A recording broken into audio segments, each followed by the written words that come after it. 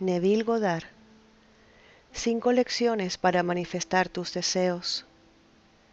Lección 3. Pensar cuatridimensionalmente. Hay 2 perspectivas reales sobre el mundo que posee cada hombre, y los antiguos narradores de historia eran plenamente conscientes de estas 2 perspectivas. Llamaron a una la mente carnal y a la otra la mente de Cristo. Reconocemos estos 2 centros de pensamiento en la declaración.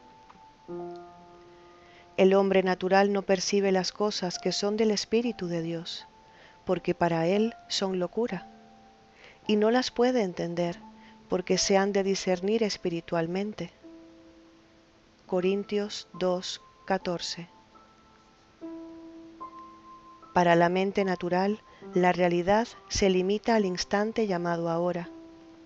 Este mismo momento parece contener la totalidad de la realidad. Todo lo demás es irreal. Para la mente natural, el pasado y el futuro son solamente imaginarios. En otras palabras, mi pasado, cuando utilizo la mente natural, es solo una imagen de la memoria de las cosas que fueron. Y para el enfoque limitado de la mente carnal o natural, el futuro no existe. La mente natural no cree que podría revisitar el pasado y verlo como algo que está presente o algo que es objetivo y concreto. Tampoco cree que el futuro exista. Para la mente de Cristo, la mente espiritual, que en nuestro lenguaje llamaremos el enfoque de cuatridimensional, el pasado, el presente y el futuro de la mente natural son un todo presente. Esto abarca toda la gama de impresiones sensoriales que el hombre ha encontrado, encuentra y encontrará. La única razón por la que tú y yo estamos funcionando como lo estamos haciendo hoy y no somos conscientes de la perspectiva mayor es simplemente porque somos criaturas de hábito, y el hábito nos vuelve totalmente ciegos a lo que deberíamos ver. Pero el hábito no es ley. Actúa como si fuera la fuerza más irresistible en el mundo. Sin embargo, no es una ley. Podemos crear un nuevo enfoque a la vida. Si tú y yo empleáramos unos minutos todos los días en retirar nuestra atención de la región de la sensación y concentrarla en un estado invisible y permanecer fieles a esta contemplación, sintiendo y percibiendo la realidad de un estado invisible, con el tiempo nos haríamos conscientes de este mundo mayor, este mundo dimensionalmente más grande. El estado contemplado es ahora una realidad concreta, desplazada en el tiempo. Esta noche, mientras volvemos a nuestra Biblia, juzga tú mismo en cuanto a dónde estás en tu presente desarrollo.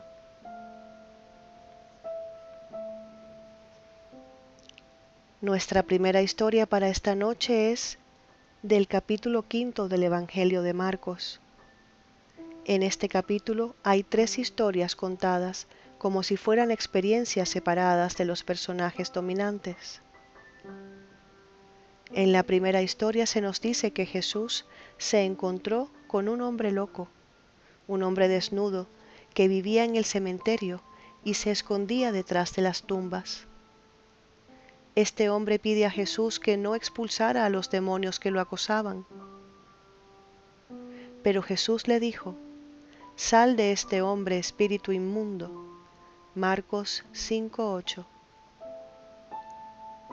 Así, Jesús expulsó a los demonios que ahora pueden destruirse a sí mismos, y encontramos a este hombre, por primera vez, vestido y en su sano juicio, y sentado a los pies del Maestro. Captaremos el sentido psicológico de este capítulo cambiando el nombre de Jesús por el de razón iluminada o pensamiento cuatridimensional. Mientras avanzamos en este capítulo, se nos dice ahora que Jesús se encuentra con el sumo sacerdote cuyo nombre es Jairo. Jairo, el sumo sacerdote de la sinagoga, tiene una hija que se está muriendo. Ella tiene 12 años y él pide a Jesús que vaya y cure a la niña. Jesús acepta y mientras él se pone en marcha hacia la casa del sumo sacerdote, una mujer en la plaza del mercado tocó su ropa. Y Jesús, sabiendo inmediatamente en sí mismo que había salido virtud de él, se volvió y dijo: ¿Quién ha tocado mi ropa? Marcos 5:30. La mujer, que fue sanada de un flujo de sangre que había tenido durante 12 años, confesó que ella le había tocado, y él le dijo: Hija, tu fe te ha salvado, vete en paz. Marcos 5:34. Mientras continúa hacia la casa del sumo sacerdote, le dicen que la niña ha muerto y no hay necesidad de ir a resucitarla. Ella no está dormida, sino que ya está muerta. Tan pronto como Jesús oyó la palabra que fue dicha, le dijo al jefe de la sinagoga: No temas, solo cree. Marcos 5:36. Y cuando estuvo dentro les dijo: ¿Por qué lloran si hacen tanto escándalo? La niña no está muerta, solo está dormida. Marcos 5:39. Con esto, la multitud entera se burlaba y se reía, pero Jesús, cerrando las puertas contra la multitud burlona, llevó con él a la casa de Jairo a sus discípulos y al padre y a la madre de la niña muerta. Entraron en la habitación donde la niña estaba tendida, y tomó la mano de la niña y le dijo: Niña, a ti te digo, levántate. Marcos 5:41. De este profundo sueño ella se despertó y se levantó y caminó, y el sumo sacerdote y todos los demás estaban atónitos, y les dio órdenes estrictas de que ninguna persona se enterara de esto, y mandó que le dieran de comer a la niña. Marcos 5:43. Tú eres esta misma noche, mientras estás sentado aquí, retratado en el 5.º capítulo de Marcos. Un cementerio tiene un solo propósito: es simplemente un registro de la muerte. ¿Estás viviendo en el pasado muerto? Si estás viviendo entre los muertos, tus prejuicios, tus supersticiones y las falsas creencias que mantienes vivas son las tumbas detrás de las que te escondes. Si te niegas a dejarlos ir, estás igual de loco que el loco de la Biblia, que suplicaba a la razón iluminada que no los expulsara. No hay ninguna diferencia, pero la razón iluminada es incapaz de proteger prejuicios y supersticiones contra las incursiones de la razón. No hay un hombre en este mundo que tenga un prejuicio, independientemente de la naturaleza del prejuicio, que pueda sostenerlo a la luz de la razón. Dime que estás en contra de una determinada nación, una determinada raza, un cierto ismo o un cierto algo, no importa lo que sea. No puedes exponer esa creencia tuya a la luz de la razón y mantenerla viva. Para que pueda mantenerse viva en tu mundo, debes esconderla de la razón. No puedes analizarla a la luz de la razón y mantenerla viva. Cuando este enfoque cuatridimensional viene y te muestra un nuevo acceso a la vida y te expulsa de tu propia mente todas esas cosas que te molestan, tú estás entonces limpio y vestido en tu sano juicio, y te sientas a los pies de la comprensión llamada los pies del Maestro. Ahora, vestido y en tu sano juicio, puedes resucitar a los muertos. qué muertos? La niña de la historia no es una niña. La niña es tu ambición, tu deseo, los sueños incumplidos de tu corazón. Esta es la niña alojada dentro de la mente del hombre, pues como ya he señalado antes, todo el drama de la Biblia es psicológico. La Biblia no hace referencia alguna a ninguna persona que haya existido o a ningún acontecimiento que haya ocurrido en la tierra. Todas las historias de la Biblia se desarrollan en la mente del hombre individual. En esta historia Jesús es el intelecto despierto del hombre. Cuando tu mente funciona fuera del ámbito de tus sentidos presentes, cuando tu mente es sanada de todas las limitaciones anteriores, entonces tú ya no eres el hombre de mente, sino que eres esta presencia personificada como Jesús, el poder que puede resucitar los anhelos del corazón del hombre. Tú eres ahora la mujer con el flujo de sangre. ¿Qué es este flujo de sangre? Un útero que sangra no es un útero productivo. Ella lo mantuvo durante 12 años, era incapaz de concebir. Ella no podía dar forma a su anhelo debido al persistente flujo de sangre. Se te dice que su fe lo contó. Ahora el útero puede dar forma a la semilla o a la idea. A medida que tu mente se limpia de tu anterior concepto de ti mismo, tú asumes que eres lo que quieres ser. Y permaneciendo fiel a esta asunción, das forma a tu asunción o resucitas a tu hija. Tú eres la mujer limpiada del flujo de sangre y avanzas hacia la casa de la niña muerta.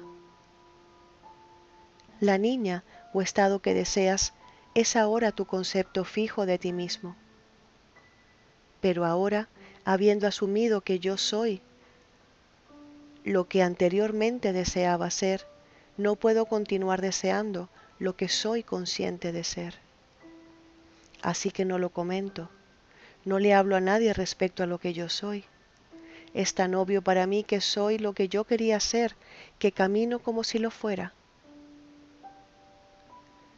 Caminando como si fuera lo que anteriormente quería ser, mi mundo de enfoque limitado no ve y piensa ya, porque no es un deseo. La niña está muerta dentro de su mundo, pero yo, que conozco la ley, digo, la niña no está muerta. La niña no está muerta, solo dormida. Y ahora la despierto. Yo, por mi asunción, despierto y hago visible en mi mundo lo que asumo, pues las asunciones, si se sostienen invariablemente, despiertan lo que afirman. Cierro la puerta. ¿Qué puerta? La puerta de mis sentidos. Simplemente excluyo completamente todo lo que mis sentidos revelan. Niego la evidencia de mis sentidos. Suspendo la limitada razón del hombre natural y camino en esta audaz afirmación de que yo soy lo que mis sentidos niegan. Con la puerta de mis sentidos cerradas, ¿qué llevo a ese estado disciplinado? No llevo a nadie en ese estado, sino a los padres de la niña y a mis discípulos. Cierro la puerta a la burlona multitud que se ríe. Ya no busco confirmación. Niego completamente la evidencia de mis sentidos que se burlan de mi asunción y no comento con los demás si mi asunción es posible o no. ¿Quiénes son los padres? Hemos descubierto que el Padre Madre de toda creación es el yo soy del hombre. La conciencia del hombre es Dios. Yo soy consciente del estado. Yo soy el Padre Madre de todas mis ideas y mi mente permanece fiel a este nuevo concepto de mí mismo. Mi mente está disciplinada. Yo llevo a este estado a los discípulos y dejo fuera de ese estado todo lo que negaría. Ahora, la niña, sin ayuda de nadie, es resucitada. La condición que yo deseaba y asumía que tenía se manifiesta dentro de mi mundo y da testimonio del poder de mi asunción. Sé tú mismo el juez, yo no puedo juzgarte. Tú estás, ya sea viviendo ahora en el pasado muerto, o estás viviendo como la mujer cuyo flujo de sangre ha sido detenido. ¿Podrías realmente responderme si te hago la pregunta? ¿Crees ahora que tú, sin la ayuda de otro, solo necesitas asumir que eres lo que quieres ser para hacer real esa asunción dentro de tu mundo? ¿O crees que primero debes cumplir una cierta condición impuesta por el pasado, que debes ser de cierta orden o de cierto algo? No estoy siendo crítico de ciertas iglesias o grupos, pero hay quienes creen que nadie fuera de su iglesia o grupo es aún salvado. Yo nací protestante. Hablas con un protestante. Solo hay un cristiano, el protestante. Hablas con un católico. ¿Por qué no hay nadie en el mundo que sea cristiano más que un católico? Hablas con un judío, y los cristianos son paganos, y los judíos son los elegidos. Hablas con un musulmán, judíos y cristianos son los infieles. Hablas con alguien más, y todos esos son los intocables. No importa con quién hables, ellos son siempre los elegidos. Si crees que debes ser uno de estos para salvarte, aún sigues siendo un demente escondido detrás de esas supersticiones y esos prejuicios del pasado, y estás rogando no ser limpiado. Algunos de ustedes me dicen, no me pidas renunciar a mi creencia en Jesús el hombre, o en Moisés el hombre, o en Pedro el hombre. Cuando me pides renunciar a mi creencia en esos personajes, estás pidiendo demasiado. Déjame esas creencias porque me consuelan. Yo puedo creer que ellos vivieron en la tierra y aún seguir tu interpretación psicológica de tus historias. Yo digo, sal del pasado muerto, sal de ese cementerio y camina sabiendo que tú y tu Padre son uno. Y tu Padre, a quien los hombres llaman Dios, es tu propia conciencia. Es la única ley creadora en el mundo. ¿De qué eres consciente de ser? Aunque no puedas ver tu objetivo con el enfoque limitado de tu mente tridimensional, eres ahora el que tú has asumido que eres. Camina en esa asunción y permanece fiel a ella. Tu tiempo. En esta dimensión de tu ser, late lentamente y puede que incluso después de manifestar tu asunción, no recuerdes que hubo un tiempo en que esta realidad presente no era más que una actitud mental. Debido a la lentitud del latir del tiempo, aquí a menudo no ves la relación entre tu naturaleza interna y el mundo externo que da testimonio de ella. Juzga tú mismo la posición que ahora ocupas en este quinto capítulo de Marcos. ¿Has resucitado a la niña muerta? ¿Sigues aún necesitando tener esa matriz de tu mente cerrada? ¿Estás aún sangrando y por lo tanto no puedes ser fértil? ¿Eres ahora el demente que vive en el pasado muerto? Solo tú puedes juzgarlo y responder a estas preguntas.